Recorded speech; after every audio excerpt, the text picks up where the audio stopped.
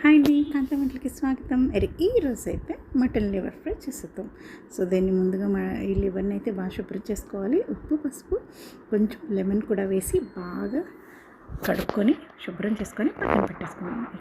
ఇప్పుడు ఒక కడాయిని తీసుకొని దాంట్లో తగినంత నూనెని వేసి ముందుగా నీట్గా శుభ్రం చేసుకునే ముక్కలన్నిటిని వేసేసి బాగా దీన్ని అయితే ఎక్కువ హై ఫ్లేమ్లో పెట్టుకోకూడదండి, బాగా లో ఫ్లేమ్లోనే ఉడకనేయాలి. ఎందుకంటే హై ఫ్లేమ్లో పెడితే తొందరగా మాడిపోతుంది, కానీ లోపల నుంచి ఉడకదు. ఇలా పెట్టుకుంటే ఏంటంటే చక్కగా లోపలంతా కూడా బాగా కుక్ అవుతుంది. సో ఈ సమయంలోనే మనం కొంచెం తగినంత ఉప్పు, పసుపు కూడా వేసేసి 15 మినిట్స్ బాగా మగ్గనిచ్చేద్దాము. మూత పెట్టేసి మగ్గనిచ్చేద్దాం. చూసారా, 15 మినిట్స్ తర్వాత ఈ విధంగా చక్కగా ఉడికిపోతుంది. నూనె అంతా పైకి తేలుతుంది కదా. ఈ సమయంలో కొంచెం అల్లం వెల్లుల్లి ముద్ద, జీలకర్ర, ధనియాలు, చెక్క, లవంగ, ఇలాచి ఇది ఒక పేస్ట్ చేసి పెట్టుకున్నాను.